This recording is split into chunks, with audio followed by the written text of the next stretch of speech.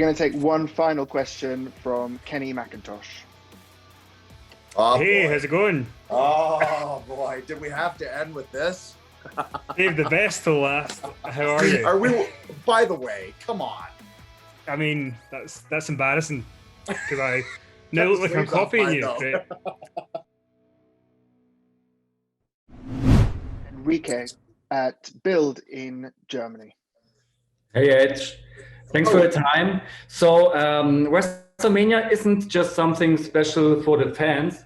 So why is this the best day for you as well, for the superstars? So what makes this event so special for the talents? I think it's just the culmination of a lot of hard work. And it feels like it all kind of, this is the pinnacle of that.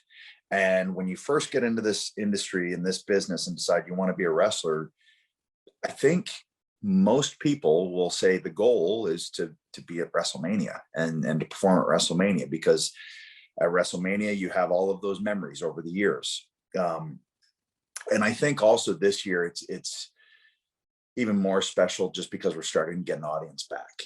And I think that it's just massive to this form of entertainment, because what we do is so based on crowd reaction, is so based on that give and take, and that, you know, we feed off of that energy, and the more energy we give, usually the more we get back. And that's an amazing relationship that has been missing, and I can't wait. And I don't think it's fully going to be real to me until I hear that crowd and I'm standing in the ring going, right, this is happening. So I think that's why this one in particular, you know, we're finding our steps forward into, you know, life again. We'll come next to Carlos Gasco in Spain.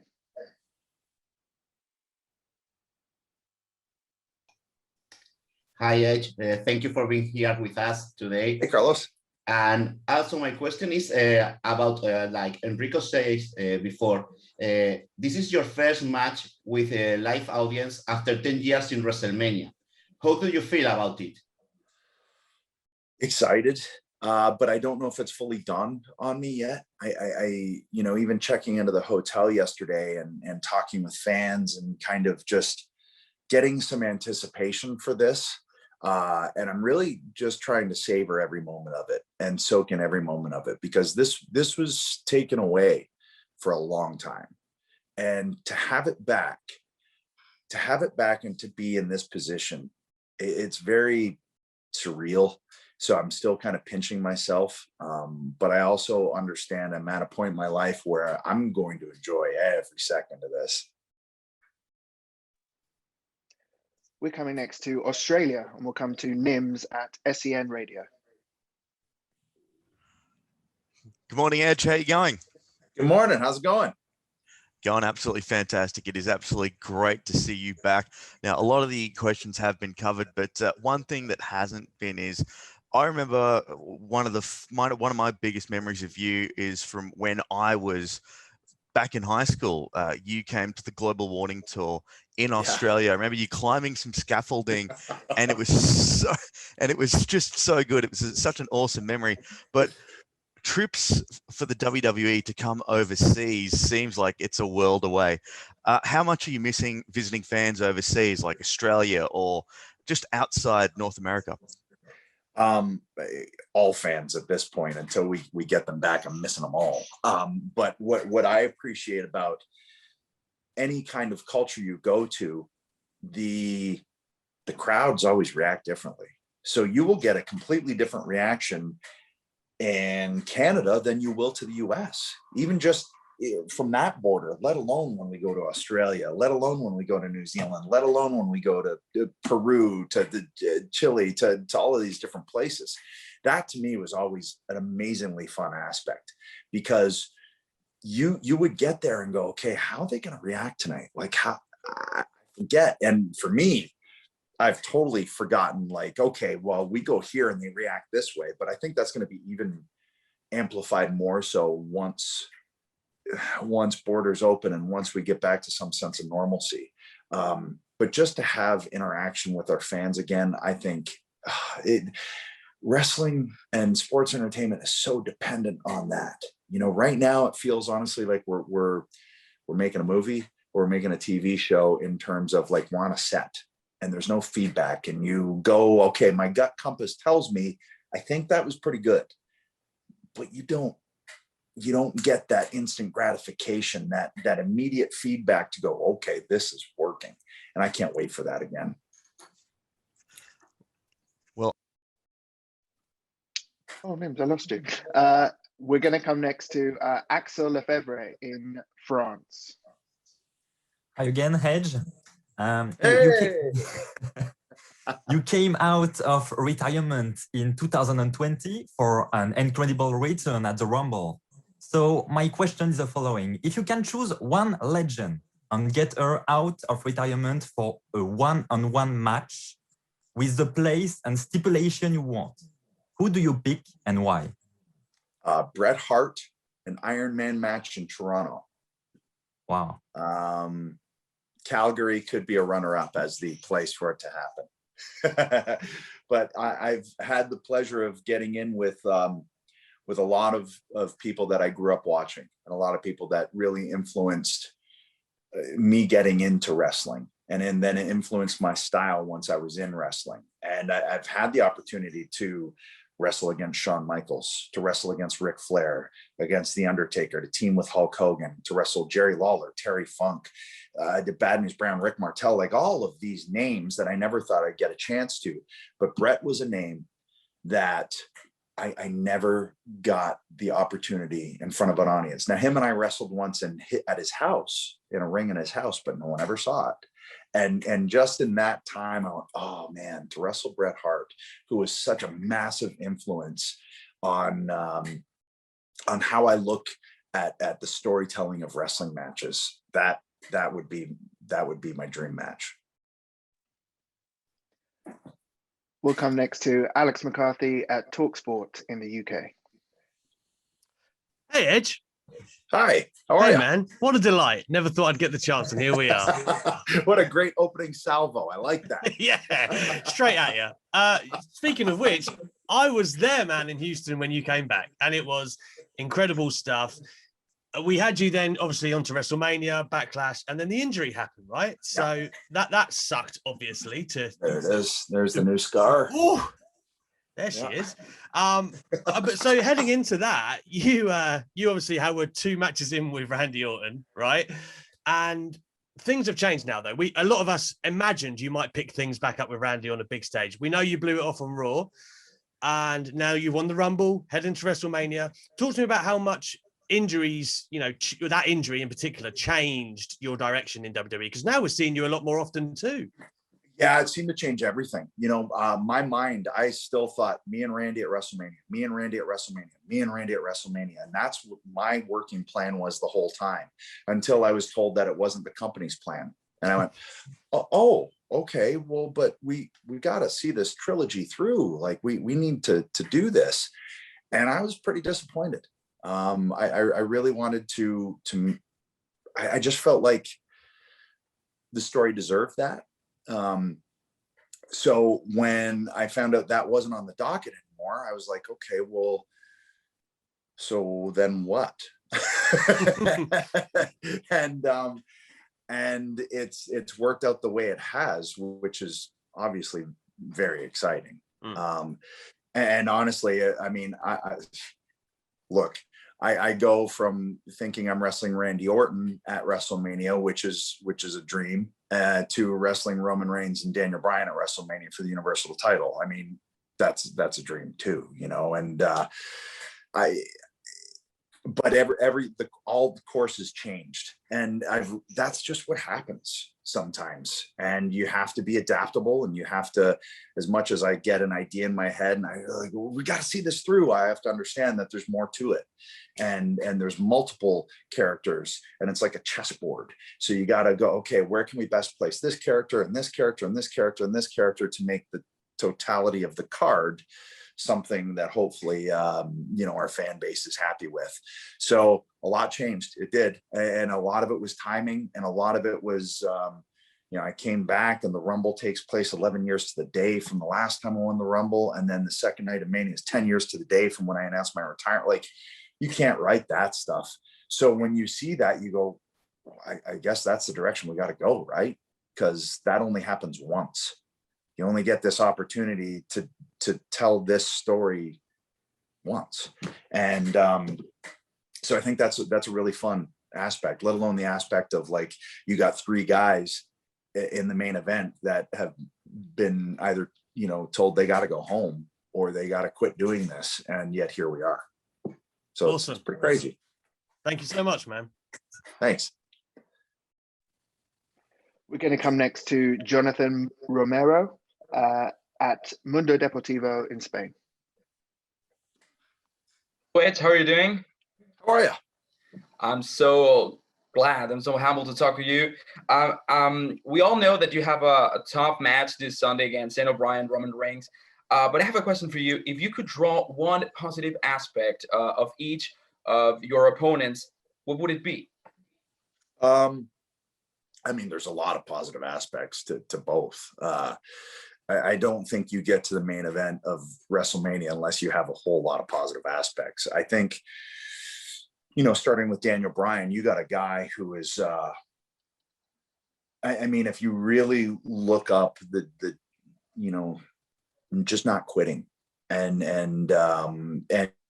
against all odds, you know, really doing this thing at an elite level when I'm sure he was told no a lot over the years, you know, so just that mentality. And then also what he brings from a style perspective, like he brings a lot of different grappling and a lot of different submission holds that I personally love.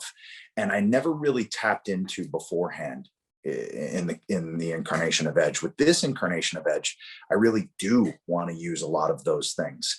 So he's a great opponent for me to test out this version of Edge. So that's super exciting. Roman Reigns is a guy that I have watched since he started. And I was like, okay, that guy, you know, if he's going to tap into it, he's going to figure it out. And eventually the chains will get taken off and he's just going to blow the doors off. And I think that's what we're seeing right now. We're seeing a guy who has a full grasp of his character, who is,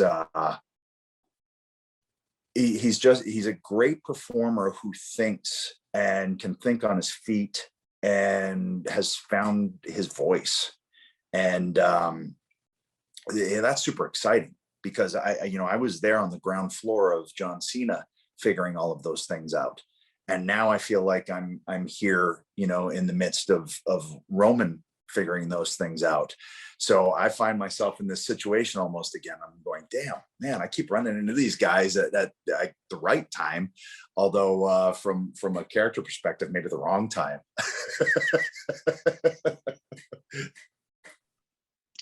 We'll come next to Julio Estrada at La República in Peru.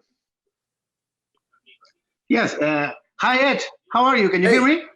I can hear you. Oh, all right. Well, my question is, we've all been very involved in your story, right? Winning the Royal Rumble, I think, was a great way to start the WrestleMania journey. But what I want to know is if the adding of Daniel Bryan, how did you take it? Because I don't know if you know this, but there's been 10 times that the winner of Royal Rumble doesn't challenge the champion one-on-one. So the adding of another wrestler, because I know winning the Royal Rumble is tough, but adding another wrestler, I don't know if it got maybe some upset or how did you take to another wrestler coming in the match that you earned in Royal Rumble? And also Edge, I cannot miss the opportunity if you can say hello to your Peruvian fans. You have a lot of fans here. We all remember your 2009 visit, and I know they will appreciate it. Thank you. Well, hello, Peru. So I'll start off with that and hope to see everybody down there again at some point. In terms of it becoming a triple threat, it kind of goes back to some of the comments I made to someone earlier, in that you look at the WWE as a chessboard and where do all of these pieces fit best? And that's an ever shifting thing. You know, I've learned that your match isn't the match you think it is until you're in the ring and the bell rings. And then you go, okay, I guess, yep, it's a singles match. Oh, it's triple threat. Like you don't fully know until it's happening, until that bell rings, that it is going to be the match that you thought it would be. I think, anytime you're a performer, you really just want to be able to go out and put on the best possible match. And whatever scenario that is, whether it's a triple threat, whether it's a singles match, it truly doesn't matter. Triple threats are a little more difficult though, just because there's a lot more thinking that needs to go into them, and a different kind of pacing and a different kind of mentality that you don't have in a singles match. So if anything, it just shifted, going, okay, right, this isn't a singles now, this is this. So I got to come at it from a different angle. Let's come next to Bernard over in France at Wii Sport. Hi, Hedge. Oh. I have a question about your return. Were you afraid to fail your return with the crisis of COVID, the absence of the public, the triceps injury? Did you had any doubts in the recent months to not making the return you hope? No, I think, injuries, that I'm used to those. So those don't really affect me anymore. More than anything, it was, without an audience, is this still going to be fun? And it hasn't been entirely fun, I will admit. And I think to a person on the roster, they would tell you the same thing. You guys make it more fun. The audience makes it more fun. It just is. And our industry is so dependent on the people, and we've made do, I guess, is how you would look at it, and tried to continue to see this, thing forward. But getting people back is going to be monumental. Little by little, just getting back our audience will be massive, and that will bring the fun elements of it back. Now, don't get me wrong, it's still a creative outlet, it's still a creative space. So in terms of that, it's still enjoyable, but it's just, there's no way for it to be as enjoyable without our audience. It just isn't. And so I think in terms of the comeback, that's one thing that you can't control. And I mean, listen, would I prefer to have an audience for my entire, this incarnation of Edge? Absolutely. But I also understand that there's a lot bigger things going on than me being satisfied with my wrestling comeback.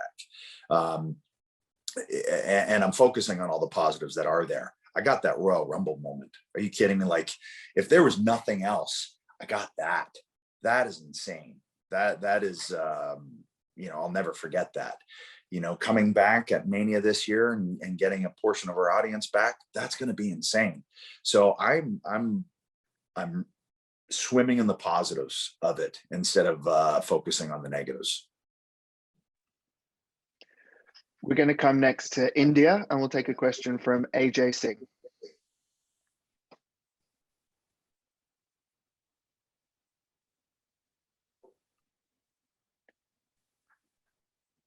AJ, I'm sorry. I thought I was muted and I was talking like an idiot. I'm so sorry. All right, Edge. First of all, it's an absolute honor to be able to talk to you today. Thank you so much for being here. Thanks for having me. Absolutely. So the last time, Edge, you competed in a triple threat match at WrestleMania was about 12 years ago at WrestleMania 25, when you fought John Cena and The Big Show. Now, 12 years later, you're once again going to be fighting in a triple threat match, but this time against Roman Reigns and Daniel Bryan. So can you tell us, how different do you feel heading into this match as compared to WrestleMania 25 in 2009? Do you feel any more confident this year? I don't really remember 2009 that much, honestly, except the aspect of John picking us both up on his shoulders. But that year was just a blur of busyness. I think this one's so much different, just because of all of the worldwide events that we've all been going through. So I think in that regard, it makes it feel more special that we're going to have some audience and be able to feed off of that energy again. that's just going to feel really good. In terms of differences, I don't know, triple threats are just kind of different beasts. But then on top of triple threats being different, any talent you throw in there makes it a completely different triple threat match. So if you look at the different opponents, you have Daniel Bryan and Big Show, who could not be any more polar opposite. And you have Roman and Reigns and John Cena, who you could say have similarities in terms of where they are in terms of importance to the industry, but they're entirely different characters. So it's a different mountain to tackle entirely, but it's an exciting one. You know, it's a fun one. Styles make matches. What will be interesting about this one is you have 3 really different styles, and how's that going to shake out in the match? I don't know. I honestly don't know. We're coming next to Ricardo in Medio Tiempo.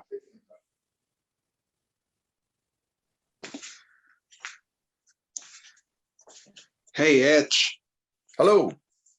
How are you? Greetings from Mexico. How you doing? I'm good. How are you? Doing good, man. Thank you very much. As you can see right behind me, there is a poster of Muhammad Ali with his legendary phrase of "impossible is nothing." How much does that phrase kind of defines you after all you've been through, your retirement, coming back, being at the main event of WrestleMania years back to back? How much does this phrase represent you? Ali's great for he's an amazing ocean of quotes to pull from in terms of that kind of mentality. Because I'm a firm believer in that if you visualize it, you can manifest it. And that takes a mindset, that takes a mindset that then kind of colors every aspect of your life. So if you truly want something, I believe you can get it, but you're really going to have to put in some elbow grease, and you're really going to have to work hard toward it. And generally speaking, anything that's worthwhile will be so enjoyable because you got to put that work in. And I just feel like a lot of times we put limits on ourselves. And if we just stop thinking about what we can't do and changing it to what we can, it's just a simple, you're dropping one letter, but that one letter makes all the difference in the world. You know, since I've come back, I've had people reach out on social media platforms and tell me that for whatever reason, my story inspired them, and they were 380 pounds and now they're 290, or they were 400 pounds and now they're 320. And it's just, they just started walking. They just started moving and just got going. Because I think a lot of times, especially now throughout a pandemic, it's very easy with depression and no outlets and not a lot of social interaction to just get down. And I really think by just moving and just getting out and lubing the joints and motion is lotion and all the endorphins and all that good stuff starts moving around and you start feeling better. So yeah, I think that's Ali's right. We're going to come next to Scotland, and we'll take a question from Gary Cassidy. Hi, Edge. Pleasure to talk to you, and thank you so much for taking the time. How you doing? Not too bad, thank you. So I wanted to ask, you mentioned a lot about the dynamics of a triple threat match, and sometimes, you know, the storytelling leading up to it can be a little bit clunky.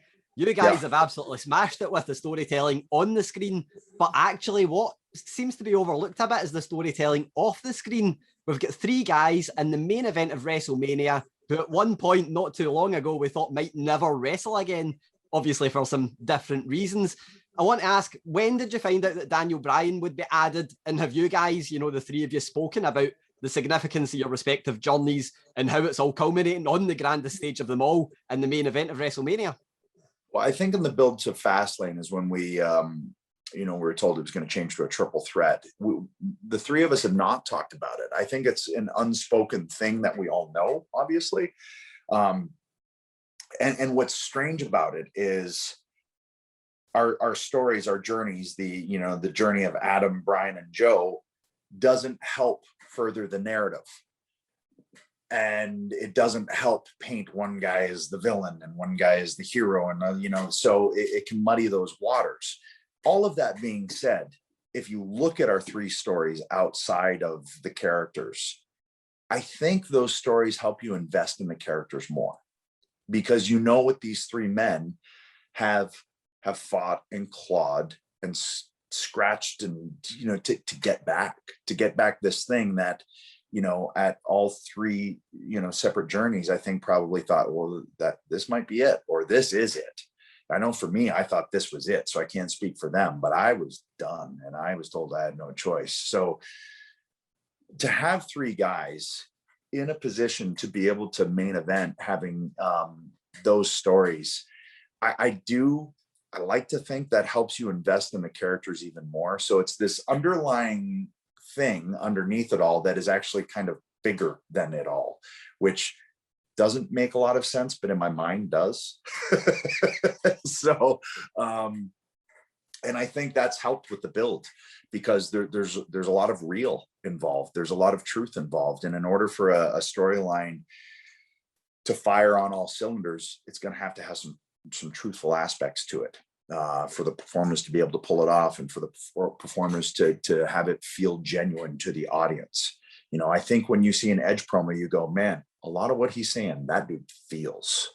And not only does Edge feel it, but Adam feels it. And I think that is a difference maker. And with these three guys, that's a pretty easy thing to tap into. We're going to come next to Alistair McGeorge at Metro. Hey man, how's it going? How are you? Yeah, not too bad, thanks. You doing okay? Doing good. No complaints. Good.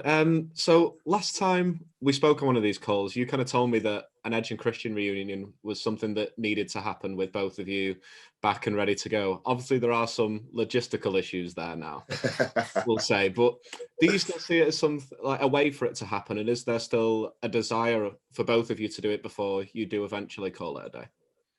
I would love to be able to, whether it's as a team or whether it's just one-on-one match, it would be amazing, especially where we're both at in terms of our the way we approach the storytelling of a match now. I feel like we are really on the same page. Since I've watched his stuff since he's been back, I'm like, oh my gosh, the stuff we would do now, it would be so different too. I don't know if it ever happens. I really don't. I don't know. I think possibly that ship has sailed, but we had that moment at the Royal Rumble, and I have to look at the things that you do have, not what the what ifs, right? And we got that moment, and we both got this thing back that we were told we'd never have again. And now we both have an opportunity to try and tie this in a bow that we never got a chance to before. It was hanging threads before, right? Now we can tie it in a bow, and at the end of this go, all right, job well done. And if that's not together, not a lot you can do, right? At the end of the day, I just want him to be happy and to be respected where he's plying his trade, as respected as he is in the locker room. We've got time for a couple of final questions. So we'll come first to Razine Gutta in South Africa. Hi, Edge. I'm sure you're Hello. buzzing ahead of a big weekend. I just wanted to go away a little bit from your match because everyone's really excited about that, including myself. But I wanted to ask you, it's the first time some big legends like The Undertaker, John Cena, Shawn Michaels, Triple H, they're not going to be at WrestleMania this year. I want to know, how do you feel about that? Like, these part-timers are not going to be there, but it gives a big chance to the main roster and the guys who put in a shift week in, week out. What's your thoughts on this whole thing? Advantages, disadvantages, and perhaps one day down the line in a few years when you don't make appearances every week like you've been doing now, you might be in that place as well. I think this is a large segment of our fan base always says, oh, part-timers clog up. Well, they aren't this year, but then you'll get people complaining that they aren't there. You can't please everybody, right? It's just the nature of the beast. But I do think it's a great opportunity for a lot of talent to really get a chance to step up, and that's exciting. As a talent personally, before, I was always excited when those guys came back. As a, for instance, let's say WrestleMania 18 was in Toronto, right? Hogan Rock. Are you kidding me? I'm excited about that because I'm a fan. And to me, with those guys back, that's more eyeballs. And if I'm not on the show, then I just got to do more to get on the show. So I always took that responsibility on myself. But this year, I mean, there's no, the chains are off. So I think it's a fun opportunity to see a Cesaro get the kind of chance he's getting. To see, Matt Riddle and Sheamus, to see Bobby Lashley after all of these years get an opportunity to walk into this as the WWE champion at 41, 43, however old like that. It's incredible. And to still look the way he does, I hate him. But so it's and then you got Sasha and Bianca who are breaking boundaries, and there's a lot of really exciting, fun elements. And it almost feels like, I don't want to say a rebuilding phase, but it almost feels like, okay, here's this group and we're moving forward now. And somehow, for whatever reason, my old butt from a previous generation is in on this ride too. And that's super exciting because I want to be on this ride with everybody, and that's why I am showing up every week. And that's why I'm doing the same schedule as everybody else right now. Because if I'm asked to be in this position, that's what it entails. And at the end of the day, I love doing this. So I just think it's super fun. It's an exciting one for multiple reasons. Hey, we got people back, whatever portion of an audience, but there's some audience, and that's super exciting. But if you look at it, I think years from now, you'll be able to, with hindsight, go, that was a bit of a changing of the guard. Even though there's a lot of names that have been around for years that are on the show, like you said, it's the first time that a lot of those other names aren't on it. And I'm a name that's on it that wasn't around for 9 years. So, I'm almost like I don't know what category I fall into now. Let's come to the UK and take a question from Matty Paddock. Hello, Edge. Hello. Hi. You've spoken about it a couple of times, touched on it with regards to the creative direction, kind of over the last couple of years since you considered coming back and since you did arrive. How important is it for you to have some involvement and some say on your own creative? Because you've been very honest before in saying that your in-ring years, I guess, are limited now. You kind of have a set time. So what involvement do you have in that, and how important is that to you if there is some there? I think I just want to make sure that we bleed this stone as much as we can and get as much out of it as we can. You know what I mean? It's not even so much in terms of like the storylines or anything like that. For me, it's more the promos. I write my promos, and I'm very, very hands-on with those because to me, I got to feel it. And if someone else writes it and I'm just reciting it, I can't feel it. And this is a different thing than it is to be on a TV or a movie set. You got a script and it has to follow multiple narratives and all of those things. Wrestling is different in that regard because you've played this one character for 20 years, and no one's going to know that character more than you because you've had to live in that skin for that amount of time. So that's one thing that I've really enjoyed, because I love writing. I love reading. So I take little excerpts and bits and bobs here and there. Like I read 72 books last year. I'm constantly, there's stories going on in my head. So I try to think, okay, well, what aspect of a story could I latch onto here? And what truths could I bring into a promo that I can latch onto to really try and make this feel genuine? And I tried to, I think maybe learn that in this 9 years of acting, where if I'm playing a maniacal Viking who beheads people and puts their heads on poles, right? How can I relate to this guy? And I had to find the things that I related to. And the reason that he tipped into this place of insanity, well, his pregnant daughter was murdered. Okay. Yeah, I can understand what a father would do in that situation. So then it became easy to validate all of these horrible actions.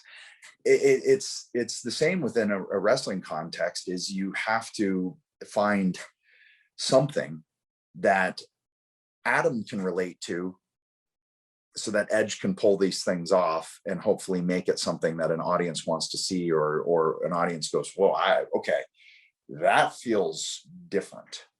Whether it's the delivery, whether it's the cadence or the intensity, or whatever. Like sometimes in a promo, I get worked up, my face goes beet red, and I'm feeling it. I am in the zone, and those are the good ones, and so for me, more so than creative directions or who I'm going in an angle with, I just want to wrestle everybody. So send me whatever direction you want, I'm there. But the promos, I like to really be super hands-on with that stuff. We're going to take one final question from Kenny McIntosh.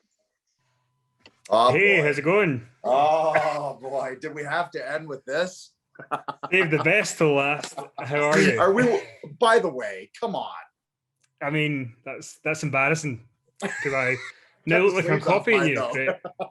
Anyway, oh god. Okay, professional. How's Hulk, by the way? He's good. He's good. He's stayed away. He's not tripped over a wire, so we're in good shape. Listen, I want to ask you, what a difference a year makes, right? Because last year you were in the best built program for WrestleMania, you and Orton, and then without a crowd, you kind of had to roll with the punches the way that it was. But you were the returning hero, and now here we are a year later. You're going to have the big crowd again, but there's more of a villain tendency to you this year with Daniel Bryan involved. Can you talk a little bit about the idea of how that part of it's changed from last year and how you kind of deal with that, given that you're so hands-on? I think it was, when you find out it's triple threat, you go, okay, right. We both can't play the underdog hero who's trying to, that Rocky vibe. We can't both pull that off. And if you look at the both of us, well, that's Bryan. That's his thing. Like nobody does that better than him. And I'd like to think that if I can come at it and get a little bit of that rated R vibe back, that gives me an edge that I think our audience was ready to see. I think they were past, and here's what's difficult because we don't have the audience to really fully know. But I think they were past this veteran who's coming back. Can he do it? He's questioning all of these things. They saw that with Randy and it worked there. I thought it could continue to work, but then I started to feel that it wasn't. And then when you throw Bryan into the mix, you realize, okay, well, he's going to corner that market. Roman is cornering his market. I got to find the direction to come from here. And to me, it's neither heel nor babyface. It's not hero. It's not villain. It's Edge. And Edge wants back what he never lost. And the character of Edge was always driven by the championship. Nothing else. It was so simple. Edge wants the title. That's it. Doesn't matter who has it. Doesn't matter. It could have been Batista. It could have been, JBL. That's what Edge wants. And that kind of makes things easier because it's a really simple root point to come from. It makes, I guess it makes the incentive for the character. It's that, and it doesn't matter who's in the way. And with that, though, you can bring in these, intense intangibles, and like, no matter who gets in your way, it's kind of like, I remember watching Jake the Snake and Macho Man on Saturday Night's Main Event. They were both bad guys. And I was watching that going, oh man. And they were just trying to out-cheat each other. And I think back to like, there was a point where Randy and I were both heels and we had a match where we were just trying to outdo the other with these heinous things. I think that's where Edge is living right now. And that's really fun because it leaves a lot of directions to go to. You could go to me and Seth Rollins, or you could go to me and Shinsuke, or you could go to, hey, want to throw me over to Raw? Yeah, I'll go after Drew. Or maybe there's so many different directions to go. I've always been a fan of the black hat, white hat, but I think now it's so much different. And that really is just, it's edge now. And that I don't think I need to worry about the handle of bad guy, good guy. It's just his edge. And that's kind of freeing in a way. Well, good luck on Sunday. I can't wait to see it. Thanks, buddy. Good to see you. You too. Thank you all so much for your questions. Really great questions as well. We'll leave things, Ed, with you. You know, a big weekend coming up. What should we all really be looking forward to about WrestleMania 37? Yeah, seeing a damn crowd again, you know, and hearing and feeling, and I think also seeing, hearing, feeling our reaction to that. I think to a person, anyone who got into this business got into it because of that interplay between audience and performer that you truly don't get except maybe outside of a really good concert or maybe theater, but even more so with this. I think you're going to see a lot of very excited performers, and I hope that you see a very excited, ravenous crowd that will, it's a give and take, man. The more we give you, the more we get back, hopefully. And I have a feeling that's going to be the case. And I'm going to go Saturday night just so I can hear it, get the goosebumps, and realize what's in store for me the following night. And hopefully that makes for a very enjoyable viewing experience for everyone.